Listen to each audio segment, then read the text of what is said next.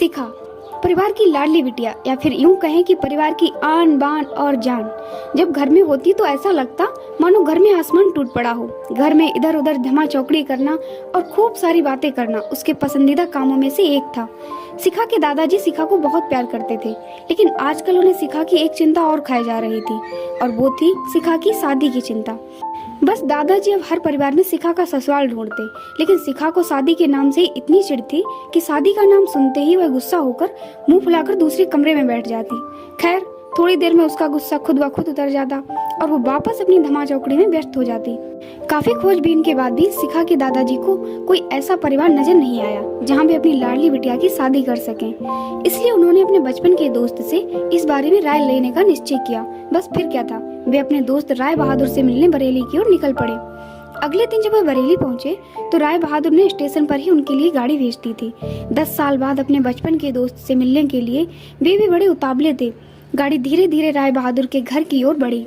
बड़ा सा बंगलो के आगे बगीचा, गाड़ियां और नौकर चाकर देख दादाजी का मन खुशी से भर गया। इन 10 सालों में राय बहादुर ने कितनी तरक्की कर ली है, नहीं तो 10 साल पहले राय बहादुर के पास था ही क्या।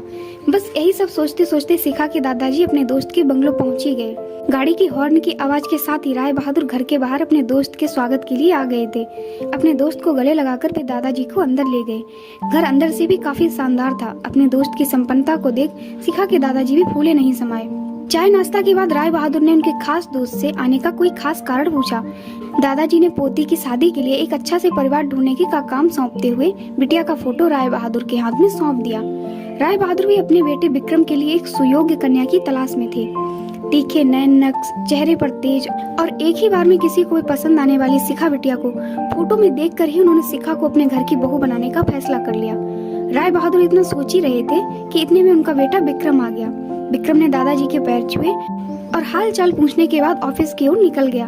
विक्रम के जाने के बाद राय बहादुर ने अपने दोस्त से विक्रम और शिखा के संबंध के लिए पेशकश की। शिखा के दादाजी को लगा जैसे राय बहादुर ने उनके मुंह की बात छीन ली हो। खैर, प्रसन्नता से विदा लेकर अपने घर आने का कहकर दादाजी अपने घर की ओर निकल गए। विक्रम को शिखा बहुत पसंद थी, लेकिन विक्रम की माँ विक्रम की शादी अपने से भी बड़े घर में करना चाहती थी। लेकिन विक्रम के मनाने पर वह मान गई और तय समय पर विक्रम और शिखा की शादी हो गई। ससुराल में शिखा के सास ससुर, विक्रम के बड़े भैया भाभी और शिखा की ही उम्र की एक ननद रागनी थी। अपनी सादगी और सबका अच्छे से ख्याल रखने के कारण शिखा ने घर में सबके दिलों में जगह बना ली, लेकिन अपनी तमाम कोशिशों के बावजूद अपनी सासू माँ का प्यार पाने में असफल रही। वह शिखा की हर काम में कुछ न कुछ गलती निकाल ही देती थी। अपनी शादी की रात को ही विक्रम ने शिखा से साफ साफ कह दिया था कि घर के किसी भी मामले में मैं बिल्कुल नहीं बोलूंगा, ना तो मैं किसी की बात पर माँ से बहस करूंगा और ना ही तुम्हारा साथ दूंगा।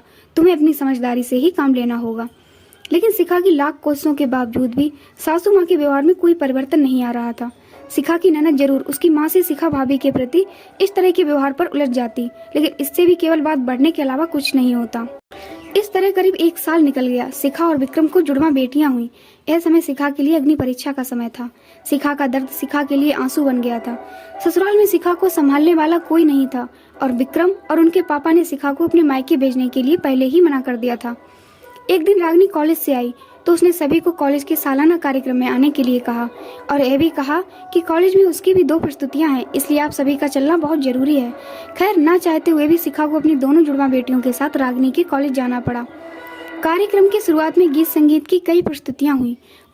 उसके बाद मॉडलिंग राउंड शुरू हुआ। दर्शकों ने तालियों के साथ सभी का उत्साहवर्धन किया। मॉडलिंग में रागनी ने भी हिस्सा लिया था। आखिरी राउंड में रागनी के साथ 4 और लड़कियों को सिलेक्ट किया गया, जहां सभी से जज द्वारा एक एक सवाल पूछकर विजेता घोषित करना था। सवाल जवाब का दौर शुरू हुआ। इसी कड़ी में जज साहिबा ने रागनी से सवाल पूछा, अगर तुम्हारी माँ और भाभी में से किसी एक का साथ देना हो तो तुम किसका साथ दोगी? पूरे सदन में खामोशी छाई थी। सभी रागनी के जवाब की प्रतीक्षा कर रहे थे। तभी रागनी ने थोड़ा आगे बढ़कर कहा, अगर भाभी सही हो तो अपनी भाभी का। जज साहिबा ने आगे पूछा, क्यों? रागनी ने जवाब दिया, क्योंकि मुझे भी कल किसी की भाभी बनना है। जवाब सुनते ही पूरे सदन में तालियां गूंज उठी। सभी रागनी की सोच और उसके सटीक जवाब की प्रशंसा कर रहे थे। रागनी को विजेता घोषित किया गया। पुरस्कार लेने से पहले रागनी ने सभी से कुछ कहने के लिए माइक थामते हुए कहा, हर बेटी अपनी माँ से बहुत प्यार करती है और माँ भी अपनी बेटी के दिल के सबसे करीब होती है। इसी तरह हमारे घर की बहुएं भी तो किसी की बेटियां ही हैं। आज हम किसी की बेटियां हैं, कल से किसी की भाभियां और बहुएं बनेगी। अगर कल से हमें कुछ दुख हुआ तो हमारी माँ को भी दुख होगा, और इसी तरह हमारे घर की बहू को दुख हुआ तो उनकी माँ को भी दुख पहुंचेगा। और इस दुनिया में किसी भी इंसान को किसी की भी माँ को दुख पहुंचाने का कोई हक नहीं है। इसलिए हर सास अपनी बहू को अपनी बेटी समझे तो आगे चलकर उनकी बेटी भी खुश रहेगी। रागिनी के इतना कहते ही पूरा सदन एक बार फिर से तालियों की गड़गड़ाहट से गूंज उठा। दोस्तों, अगर आपको ये कहानी पसंद आई है तो प्लीज़ वीडियो को लाइक एंड चैनल को सब्सक्राइब जरूर करें और कमेंट में हमें अपनी राय जरूर बताएं। धन्यवाद।